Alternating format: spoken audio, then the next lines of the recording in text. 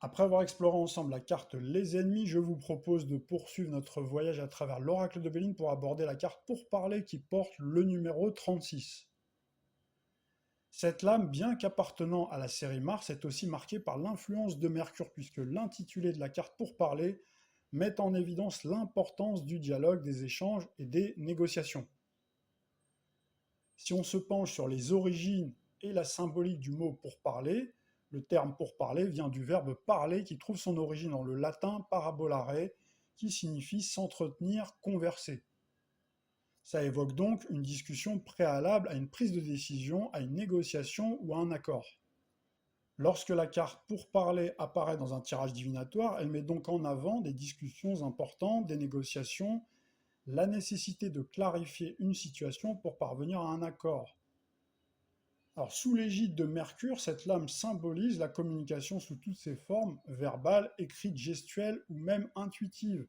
Alors toutefois, bien entendu, on reste dans l'univers avant tout de Mars. Ça veut dire que toutes les formes de communication utilisées seront dynamiques, énergiques, avec même des débats qui peuvent s'enflammer et par moments prendre la tournure d'affrontement dans les idées et les opinions contradictoires exprimées. Passons à l'analyse iconographique et symbolique divinatoire de la carte Pourparler.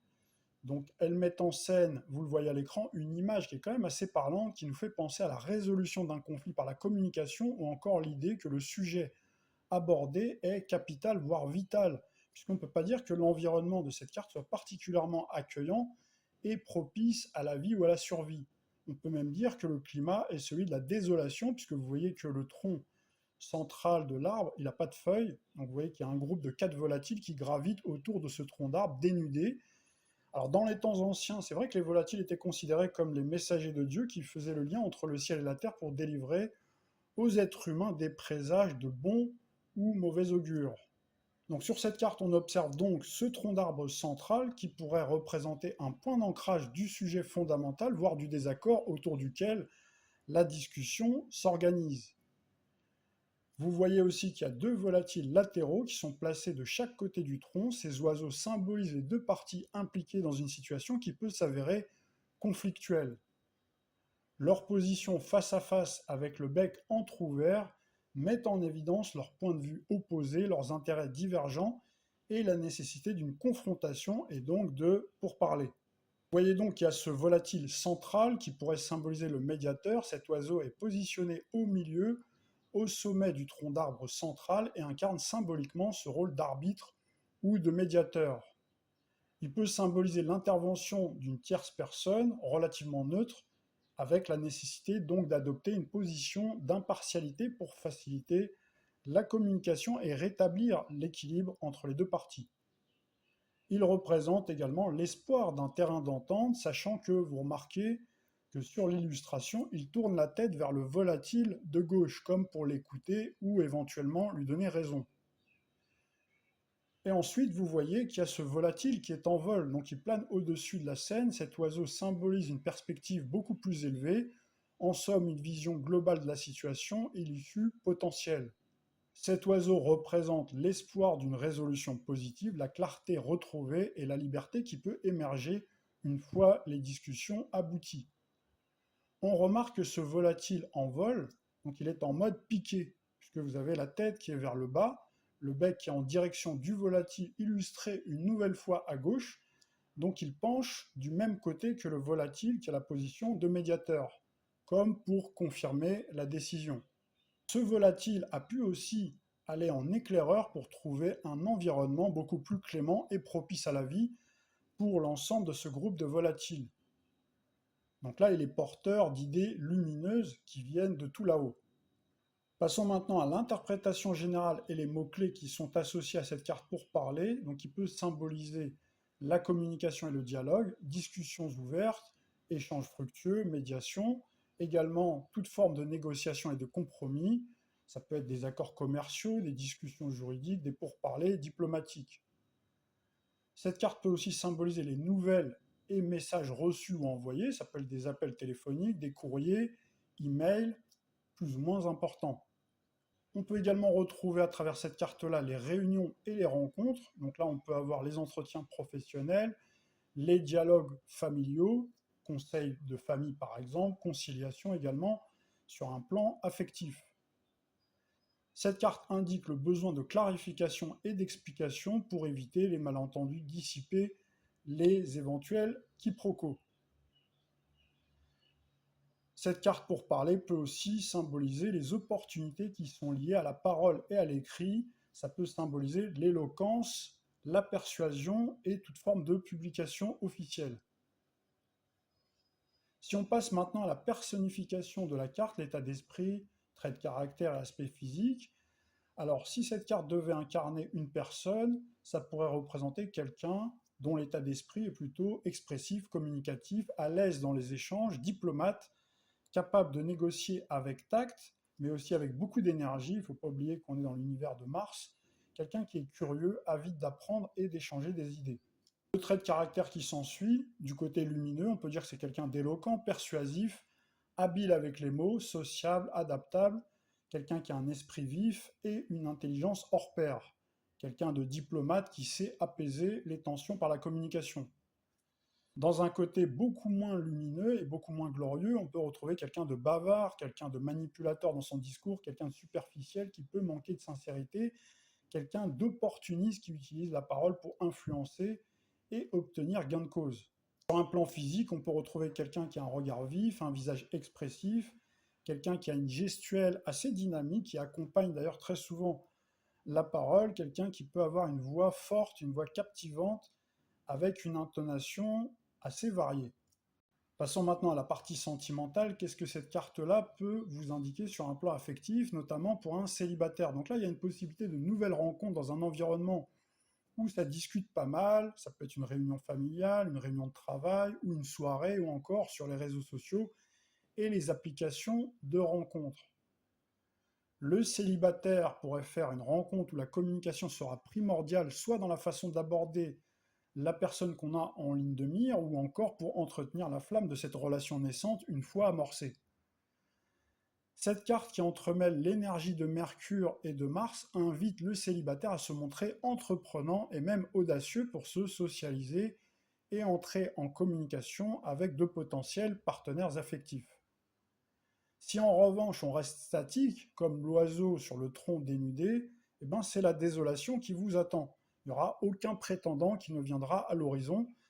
Alors si on est en revanche en mouvement comme l'oiseau qui vient du ciel, alors l'espoir renaît et on s'ouvre des perspectives nouvelles, on trouve la solution. Alors avec cette carte-là, attention également aux personnes charmeuses mais peu sincères. En somme, si cette carte est mal accompagnée, vous pouvez trouver sur votre chemin des beaux parleurs, donc qui à l'image de Mars conquiert les cœurs par la parole, mais ensuite, une fois votre cœur accroché, votre amour acquis, c'est la désolation qui vous attend, à l'instar de l'illustration de cette carte divinatoire. Le bel oiseau risque de s'envoler. Si vous avez maintenant affaire à quelqu'un qui est en couple, donc là on est entré dans une phase où le dialogue est essentiel pour maintenir l'harmonie dans le couple. Il peut y avoir des projets à deux qui nécessitent très certainement des négociations et des compromis. Cette carte peut aussi indiquer, en cas de difficulté du couple, soit la résolution ou le désamorçage de conflits par la discussion plus ou moins animée, ou le cas échéant, des discussions pour se mettre d'accord sur les termes de la séparation, prélude à un éventuel divorce.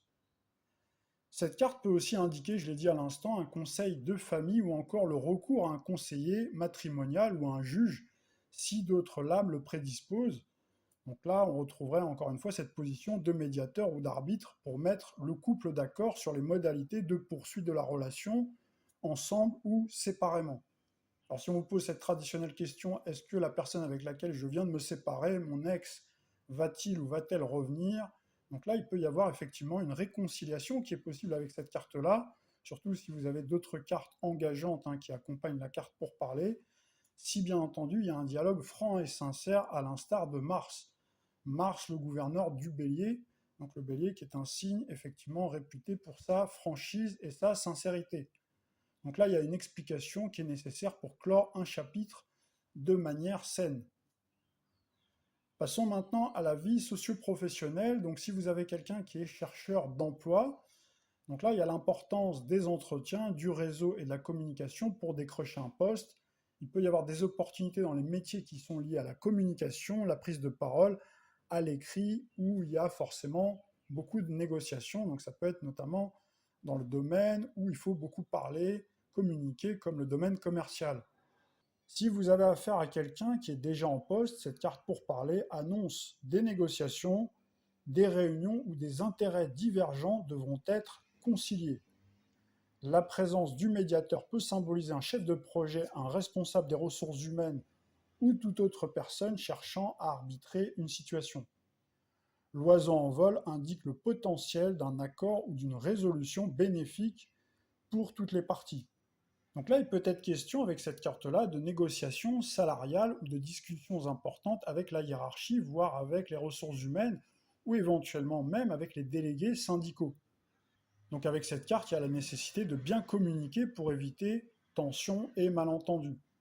Si vous tirez cette carte-là, c'est également une bonne période pour réseauter et élargir ses opportunités professionnelles, y compris à l'extérieur de l'entreprise.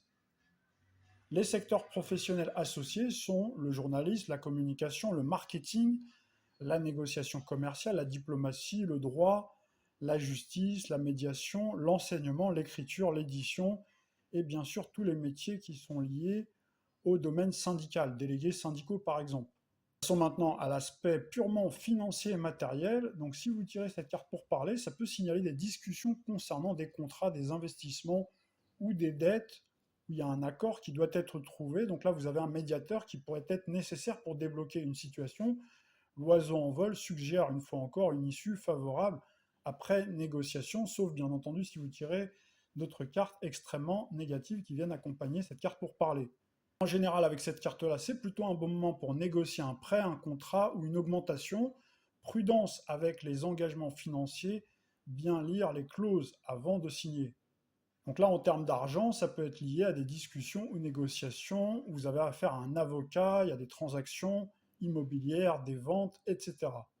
Enfin, finissons avec la forme, le bien-être et la santé. Si vous tirez cette carte pour parler, ça peut inviter à rechercher différents avis médicaux ou à discuter de son traitement avec plusieurs professionnels de santé.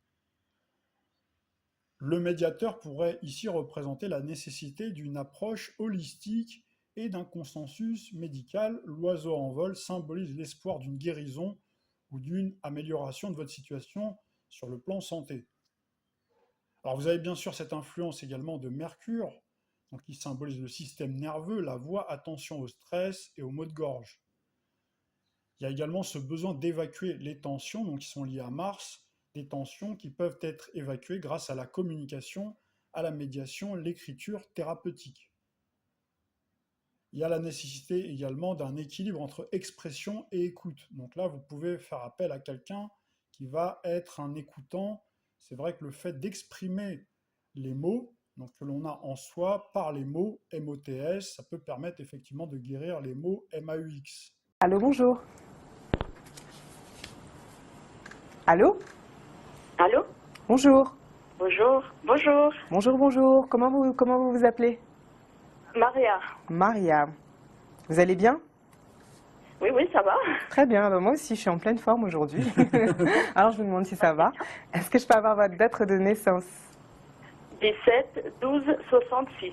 17-12-66. Merci Maria, je vous laisse en contact avec Anis. Bonjour Maria. Bonjour. Alors Maria, quelle était votre question? Alors, je voulais me poser une petite question par rapport à mon mari. Oui. Si en ce moment il est pas infidèle. Vous voulez savoir si s'il était infidèle avec vous? Oui. En ce moment. En ce moment, d'accord. Quel est son prénom et sa date de naissance, s'il vous plaît? Joachim, 14 avril 70. 14 avril 1970. Il n'est pas à côté de vous, au moins? Comment? Non, pas du tout. Bon, ça va alors, parce que je ne voudrais pas qu'il y ait une scène de ménage en direct, ce serait un peu... Ce serait rock'n'roll. Ce serait un peu dommage, quand même. Alors, attendez, je vais vous dire ça. Bon, il est du signe du Bélier, beaucoup de panache, hein. C'est vrai que c'est quelqu'un qui aime bien le changement, qui aime bien le mouvement. Hein. Oui, oui. Qui aime pas rester... Donc, il aime bien renouveler. Il faut renouveler avec vous les sentiments. J'ai pas ressorti, honnêtement, par rapport même aux cartes, quelqu'un qui était infidèle. Mais par contre, c'est vrai qu'il a besoin, il faut remettre un petit coup de jeune, un petit coup de neuf par rapport à votre histoire, on a l'impression. Mhm. On a l'impression, donc voilà. J'ai cette impression que par rapport à l'été, ça a été un peu difficile pour vous, cet été. Un petit peu avant, peut-être. Oui, pendant l'été, oui, avant le Ouais. mois d'août, quoi. Pendant l'été, je sens que ça a été un peu difficile. Vous êtes parti, il y a eu un voyage qui s'est fait là récemment? Il y a un voyage qui ressort. Pour les vacances, les grandes vacances, oui. Ouais, il y a un voyage, d'accord. Bon, peut-être des petites disputes par rapport à des choses comme ça. Non, mais c'est vrai que voilà, de temps en temps, je vous dis pas, hein, c'est un homme. En plus, bon, les béliers, c'est vrai que c'est des gens très passionnés, qui peuvent des fois avoir des coups de cœur, des attirances aussi physiques, d'autant que c'est quelqu'un qui a besoin. Mais je le sens quand même très attaché à vous. Je le sens Oui, très oui. attaché à vous. On me dit que c'est bien, il faut activer votre côté Sagittaire. Les Sagittaires, ils aiment bien bouger, ils aiment bien élargir leur horizon, ils aiment bien sortir. Donc je pense que c'est bien que chacun de temps en temps puisse sortir de son côté pour redonner un petit peu d'air à cette histoire. Après, je ressens aussi par rapport, il y a une histoire de logement. Est-ce que vous êtes préoccupé par rapport à votre logement en ce moment, Maria? Non, pas du tout. D'accord? Parce que pour moi, il y a Un un déménagement ou il y a un changement de lieu qui ressort pour vous. Ah, Ouais. bon, écoutez, là pour l'instant, non. C'est pas tout de suite, mais ça ressort déjà, d'ores et déjà. D'accord. Ça ressort d'ores et déjà. Il a été aussi, votre mari, il a été très préoccupé aussi, Joachim, par le travail. Hein. Ça, oui, oui. Ça, oui. ça aussi, ça peut jouer aussi, hein, sur le fait que vous le sentez absent. Voilà. D'accord. Mais honnêtement, j'ai rien qui me laisse penser qu'il a pu voilà, vous tromper, honnêtement. D'accord. Je le ressens pas. Donc je ne vais pas vous... Non, pour moi, non. D'accord. Voilà. Par contre, il y a un jeune de votre famille qui va avoir... Il y a un enfant qui ressort par rapport à un jeune de votre famille. Un enfant, un bébé qui va naître? Ah, ouais, Ouais, d'accord. il y a un enfant à naître. Vous voyez à qui Oui, je oui, fais je vois allusion? qui c'est, oui. Comment? Oui, oui, c'est bon, oui. Ouais, voilà. Donc voilà Ouais, voilà pour Joachim. Pour moi, c'est une affaire qui continue. J'ai pas. D'ailleurs, je pense que ça devrait aller mieux cette année pour vous. Hein, il y a de nouveaux D'accord. projets qui se mettent en place. Voilà. Vous avez une maison. Vous êtes des origines portugaises, c'est ça, hein, Maria? Exact. Ouais, voilà. Et je vois pas mal de projets aussi par rapport à votre pays d'origine, parce qu'il y a le côté étranger qui ressortait, voyage, etc. Donc peut-être ça va vous redonner un petit coup de neuf. Voilà pour vous, ma chère Maria. Voilà. On vous embrasse très fort. Merci beaucoup. À bientôt. Au Bonne revoir. journée. Merci. Au revoir.